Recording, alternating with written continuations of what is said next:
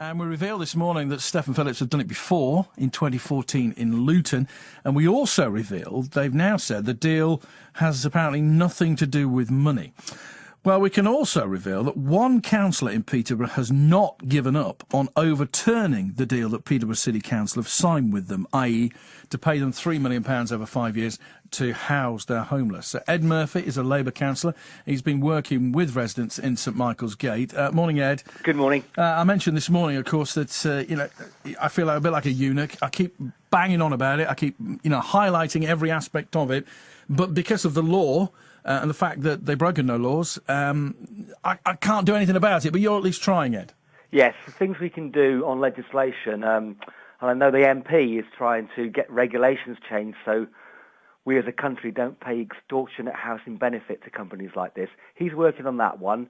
The St Michael's petition has gone national now, actually calling for a change in the law to stop this.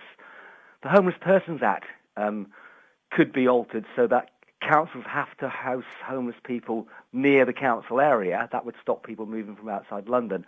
But I've got a meeting on Thursday night with the two cabinet members, and I've now asked for the MP to be invited to ask this council in Peterborough to join the boycott against the unsavoury Stephen Phillips, like other councils have done, so we can do it that way.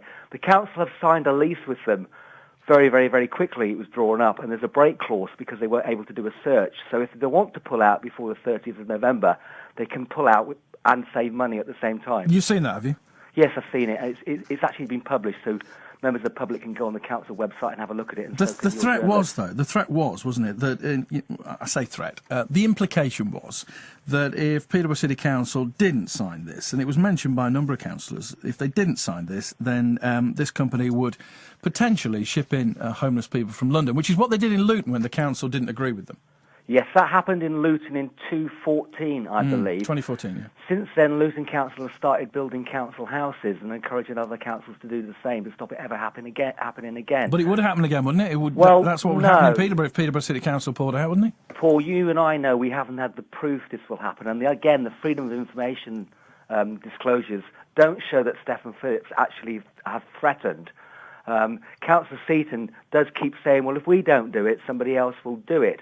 Doesn't mean you should do it. Well, you've got to look at the proof, though, haven't you, Ed? I mean, the implication is, because they've done it before, they probably, they're going to fill their houses. They're a business. They're a business that may go bust because there's now a boycott going on to stop them doing these unsavoury things.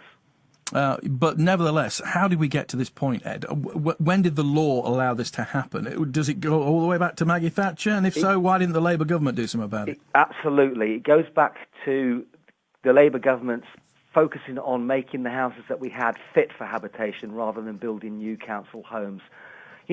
People can't get on the ladder buying now in Cambridgeshire because it's so expensive.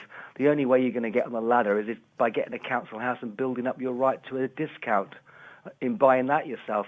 Councils in Cambridgeshire, and they're starting to do it now, including the county council, who don't have a housing responsibility, they're starting to build homes for rent. Yeah, but it's no good, is it, if you sell them off?